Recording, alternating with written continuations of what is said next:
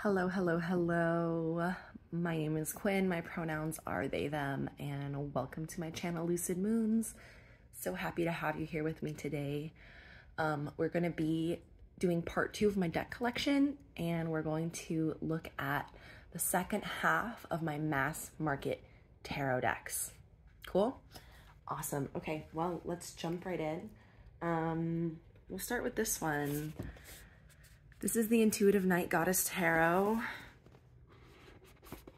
by Linzi Silverman. And this is a super gorgeous collage deck. These are the backs. The really cool thing about this deck is that these goddesses or these beings are not from any particular culture. They're not like actual goddesses, but they are multicultural, if that makes sense. Like the people that they show. And wow, look at this star card. That is absolutely beautiful. It's a really beautiful deck. I kind of did a quote-unquote deep dive when I first got it back in early 2023, and I really did enjoy it. I'm going to be using it again here soon at some point in 2024, but I'm not totally sure about this one. Like it's so beautiful, there's nothing wrong with it.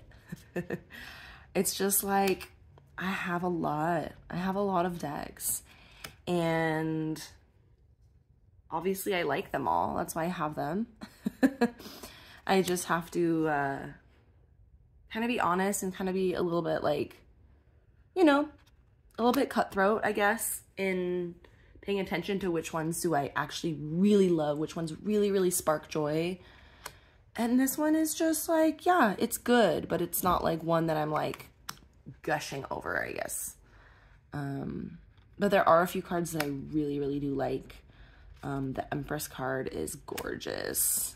Let's see if we can find her. Some of them are kind of like, I don't know. I guess at a certain point, it's a little samey in this deck, I would say. That's beautiful. I love how a lot of the majors have their names changed. Like the Magician is the Witch. That's super cool.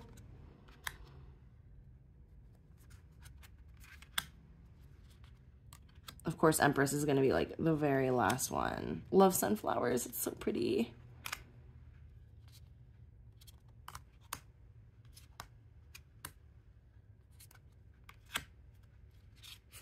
Okay, we're going to pick her up.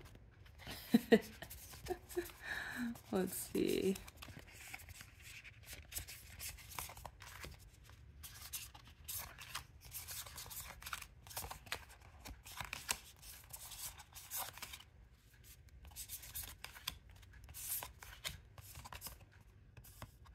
I love the fish. Oh my gosh, it's so true that that always happens when you're looking for a specific card. It's like the very last freaking one in the whole deck.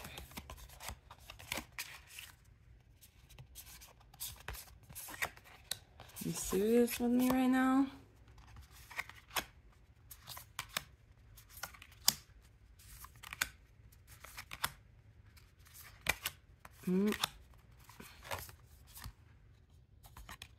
I like that Emperor.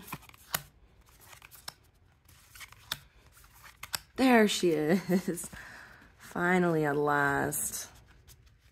I love this Empress card. It's just like, she is nature. She is Mother Nature. And she is abundant, okay? So yeah, there's a few cards that I really love in that deck, but you know, is it one that like, I'm like, oh my god, I freaking love it so much? No, not really. So I'm gonna work with it some more because I want to try. I want to give it a chance, but we'll see. That one might be, I might be open to moving that one along eventually. Let's look at another collage deck. This one's a very different vibe though. This is the Uncommon Tarot by Shaheen Miro. This is one that I think personally is underrated, okay? Like, I don't see a lot of people talking about this one, but I think it's really great. These are the backs. They're whatever, nothing special. It's got silver gilding, kind of sharp, but not too bad.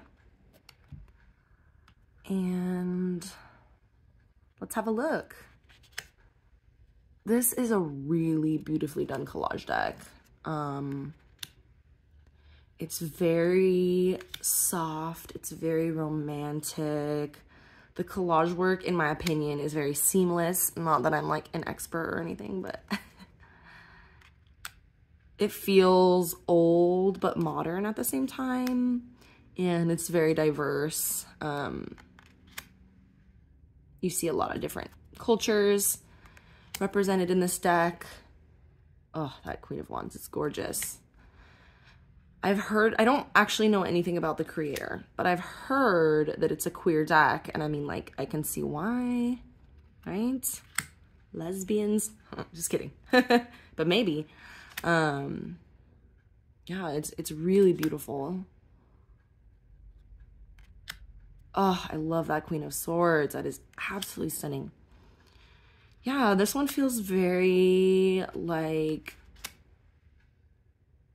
fine art, but make it more modern. And I love that. That is the Uncommon Tarot. Really good. Really love that deck. Okay. Moving right along. You know what? Let's bust out all the collage decks because I have another one right here. Oh my gosh. I grabbed the wrong pouch. Pause. Okay, I'm back with the right pouch. This is the Voyager Tarot by Dr. James Wanless. This is a dope collage deck from the 1980s. Some people say, you know, it's kind of one of the first collage tarot decks, and it being from the 80s, you know, obviously it was done with analog collage, which is super dope. I love analog collage. This deck is wild. Like, there's so much going on in these cards. Love this.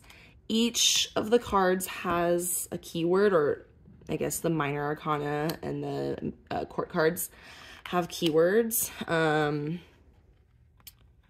And I'm not a Thoth person, but as far as I know, a lot of them are different than the Thoth keywords. So they kind of have their own, and some of them are kind of weird. Like 10 of Wands reward. That's not what I typically think of at the 10 of Wands. But I like that. I like that it does its own thing. It's really cool. I always forget crystals are air or earth. This is weird and creepy, but cool. Yeah, this is a really, really cool deck. You know, I haven't fully connected with it. I love this moon card though. That is so pretty. So we're gonna see how it goes this year. Gonna try to work with it again. It's definitely one I need to use with the guidebook. For me personally, like, I need to read about why the author chose these images and this keyword. But overall, it's really cool. It's a really, really awesome deck, and it's an important part of collage deck history. So that is the Voyager Tarot. I got it, my copy secondhand on that one. Okay, we're done with the collage decks, I think. Let's look at a goddess deck. This is the Dark Goddess Tarot. I keep mine in a pouch. This is the Dark Goddess Tarot. Oh my gosh, what's going on here? Okay, cool. I have a few separated out. These are the backs. This is this gilding. We hate this cardstock. This is not This is not the cardstock of my dreams by any means. But it's okay. I'm not like, the cardstock won't prevent me from using a deck ever. Like, I'm not that type of person. I'm snobby, but I'm not that snobby, okay? But this is cool. It has, you know, more darker goddesses from cultures from around the world. You know, the art style isn't my go-to. Like, it's not one I would normally be into, I guess you could say. Like, it's very flat. There's not like any shading, I guess. And some of it, like, I don't know, like this card, for example, is just kind of, doesn't look that good to me, but I can appreciate it. And especially with the guidebook, I think this is great, a great tool. You know, with these goddess decks, it can be a little iffy, right, in terms of like cultural appropriation, but I do feel like this deck, you know, does these goddesses justice in the guidebook. It gives you a good amount of information, you know, for a deck with 78 different goddesses in it, you know, it gives you a lot of information, and I feel like it does do it in a way that is respectful and honors the cultures, and doesn't just like breeze over it, I guess you could say.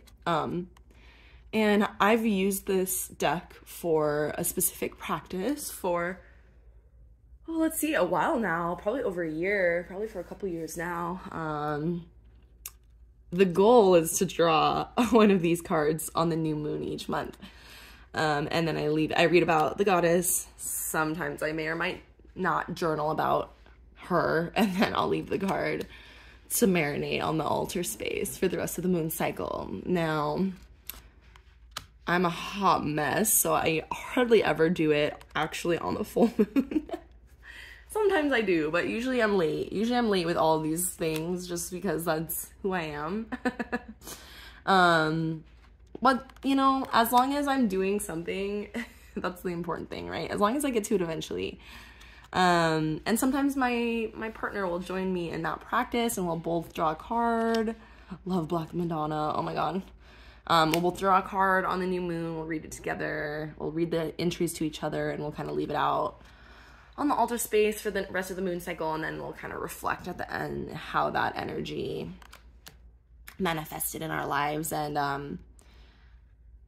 don't know, I use it like as an oracle in that way. I don't use this like for readings, but I do pay attention to the tarot associations. Like, it's in my mind, but it totally has its own thing going on too. Like, obviously. It's a really cool deck. The Dark Goddess Tarot.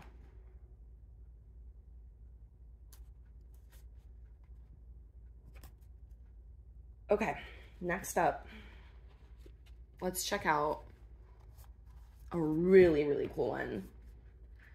So this is the Tarot of the Silicon Dawn. This was once upon a time a mass market deck.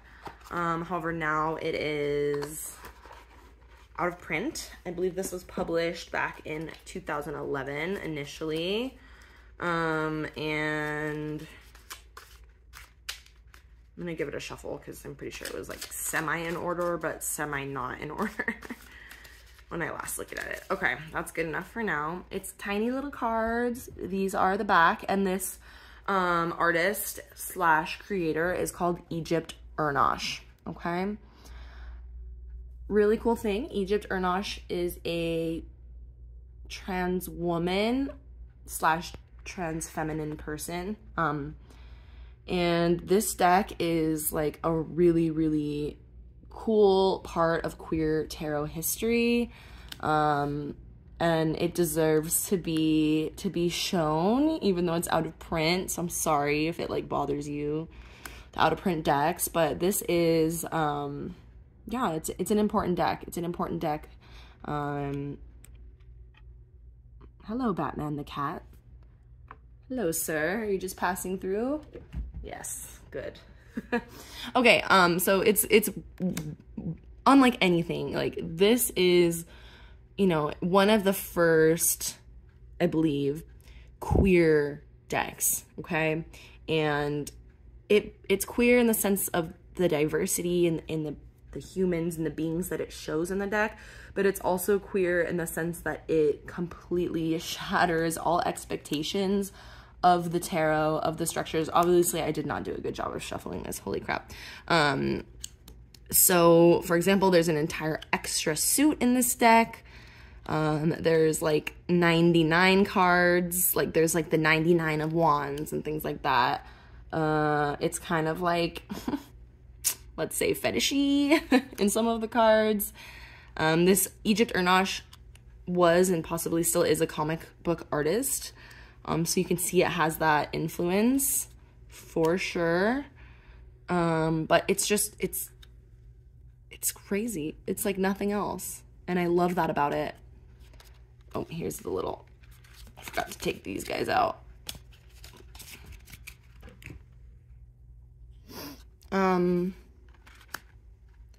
I got this for a freaking steal at my local buy sell trade store. And I was so excited because this is one of the first decks, queer decks, that I knew about when I started researching. Can you see that right there? There's like little hidden messages on the cards too. It's one of the first decks I started researching. I love this card. She's legend. I think that's part of the extra Arcana suit, maybe. Love that. Oh my gosh. I love it. I love it. But I realized it was out of print, and yeah, look at these cards. Like, what? It's just crazy, crazy. It's so cool. There's also multiple, like, full cards, stuff like that. And it's one that I am going to, learn. I'm going to learn this one. I'm going to read the entire guidebook. I've read a little bit of it, but I want to keep reading it because I want to understand it, but also, I don't know, it might be a deck beyond comprehension. But in my opinion, it deserves to be looked at deeply and studied in a deeper way, because it's just so unique, so special, so cool, and such an important part of queer tarot history. We love her. Definitely a deck that was ahead of its time, and even to this day, it's like still like kind of beyond what we see in tarot decks a lot of the time, so it's super cool. I love this deck. This is Tarot of the Cat People. This is such a fun deck. Oh my goodness. This is another one that's an oldie but a goodie. My cat is wreaking havoc all around me, so that's what you hear. Let me zoom out just a little. Cool. So I love these backs. Like, these are some of the best backs ever in the whole world. Perfect. Okay. They're so fun. Oh my god. This deck, it makes me smile. It makes me smile so much. It's such a good mood deck. I had this deck, and I actually ended up giving it away to a friend who, it just reminded me of their vibe. Like, they're like crazy cat girl with like 7 cats, and they're also like, their house is kind of like 70s retro inspired in their style, and I was like, you need this deck. But once I gave it away, I actually missed it, and I was like, I need to pick up another copy because it's just such a cool deck. It depicts a world where humans and cats live harmoniously, and cats are involved in all of the highest matters. And the cats are just so funny. They're so cute in this deck. Like, oh my goodness. I love them so much. It's obviously super like 70s colors and style. The creator of this deck lived in Arizona. I don't know, maybe she still lives here. Oh, I forgot to say her name. It's Kuykendall. But it just totally, like, I'm from Arizona, so it totally gives me that vibe of, like, an old, like, Arizona hippie kind of. And I love that. I love that about this. It's just so much fun. And, you know, it shows some diversity in here, which as you know, like, I really appreciate it. What the hell? It does a better job than decks that come out today in terms of diversity. So, oh my god. He slipped right out of my fingers. All right. Tarot of the Cat People. That deck is not going anywhere. I've learned my lesson. She stays with me this time. Okay, cool. Oh, this is another one. It's just such a good mood deck. This is the Tarot of Tails. Ooh, I got rid of the big box. I don't do big boxes. So I don't have the author's name on hand, but I will put it in the description box below. These are the backs. And these are the fronts. I'm so stupid. This was a gift from my beautiful partner who is just so wonderful and so supportive of me. And she got me this deck because she wanted me to have it, because she knew I wanted it. And I think it's such a fun deck. Like, it is so silly. Like, there's animals riding on other animals of, like, the same kind. I love this Judgment card doing their spring cleaning. The premise of this deck and the guidebook is a really cool concept. So it, like, you know, if you look up a card, it will tell you, like, a part of a story depending on if you're using the spread that the guidebook outlines. So, like the beginning or the middle or the end or somewhere in between in the story. I can't remember off the top of my head. And I think that's really cool, but I don't use it. I don't use it that way. I just read this deck at face value, and I think it's fabulous.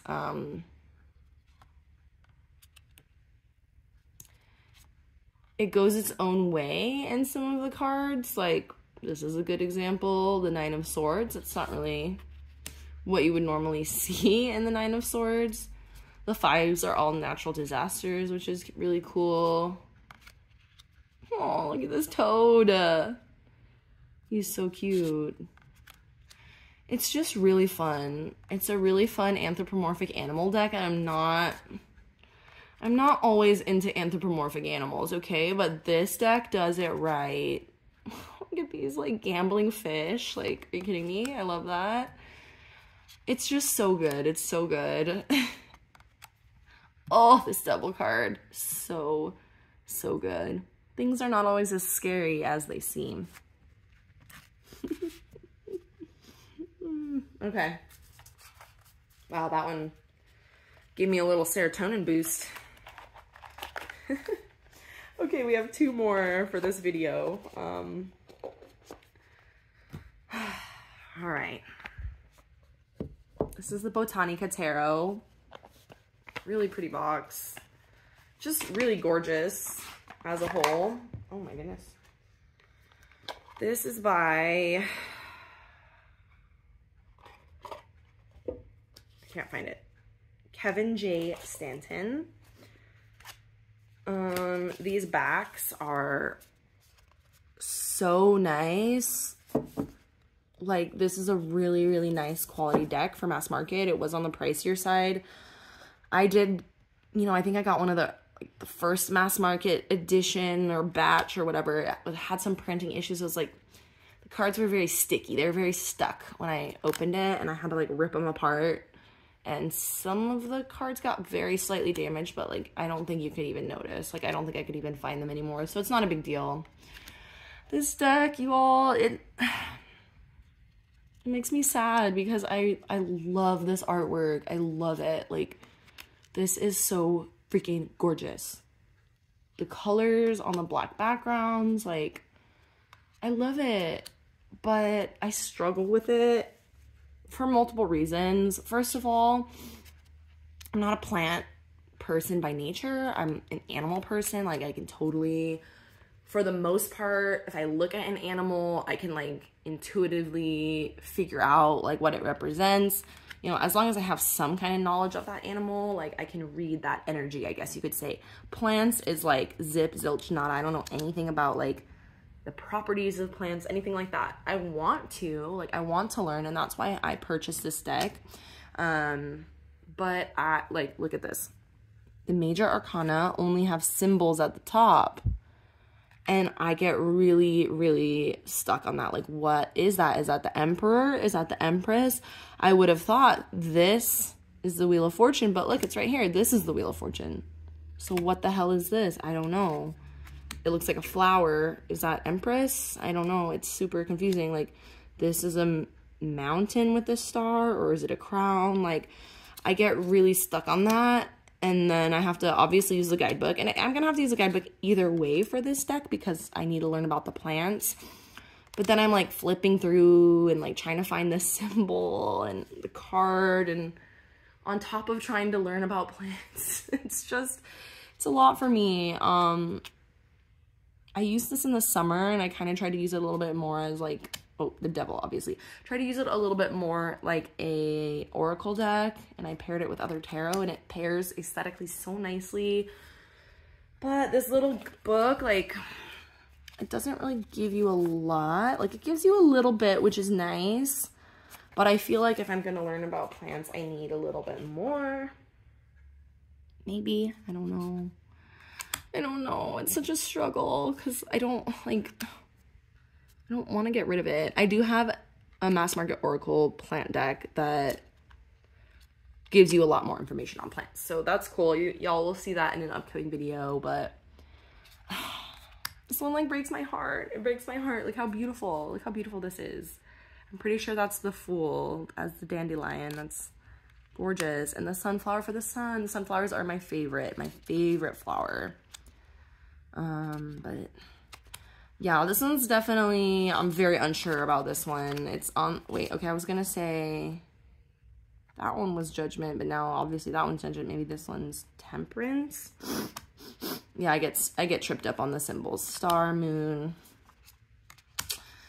Yeah, we're gonna give this guy one more chance. We're gonna try to work with it, and I don't know. I don't know if it's gonna work for me or not. But it's a gorgeous, gorgeous deck for sure. Okay, last but certainly not least, we have the beautiful Phantasma Tarot by Paulina. This is one of the best mass market decks. Tarot decks, at least. These are the backs. I've edged mine in pastel, pink, purple, and blue, my favorite colors, some of my favorite colors. And I love this deck so much. I was unsure about it at first because it's very like pastel, and I was worried it was gonna look too like washed out for me. But it's one of those ones where you have to see it in person, and it really, I mean, it's still obviously muted, but the colors come through and the artwork comes through more clearly when you see it in person, in my opinion. And this deck is just so beautiful. This reminds me of the Skeksis from the Dark Crystal. It's really whimsical. It's really fantastical. It takes me to my childhood, and it kind of like brings me back to when I was a kid, like an older kid, or maybe even like a preteen, because I loved playing and imagining, and I loved fantasy. I loved reading, and I loved writing, and I particularly loved the Warrior Cat series when I was that age. So if you know of that series, you're the realist, and let me know down in the comments. But yeah, this just kind of like taps into that energy, that really like fantasy world of my childhood, or, you know, my early adolescence, when I still had that awe for life and that big imagination and just like an idealism of sorts. And it just feels really magical and really special for that. It kind of transports me to that magical realm, you know. And I think it's so cute. It's got a bunch of little fey creatures. Oh, I'm so glad this card came up. This is like my favorite hermit card ever. It's so serene, and it feels like just like retreating to your own safe space. It's so good. The djinn for the devil. I love that as well. Oh, it's like a little ferret or is it a dragon? No, I think it's like a little ferret or a weasel. So cute. Yeah, it's very fae. It's very fantasy. And it's very beautiful. I love it. That's the Phantasma Tarot. All right, y'all. That's a wrap for today. Thank you so much for joining me. It's been an absolute pleasure hanging out with you. That's the entirety of my mass market tarot deck collection now. In the next video, we're going to start looking at my mass market oracle collection. So keep on the lookout for that. And no matter where you are or who you are, I hope you have an absolutely beautiful and magical rest of your day. Bye.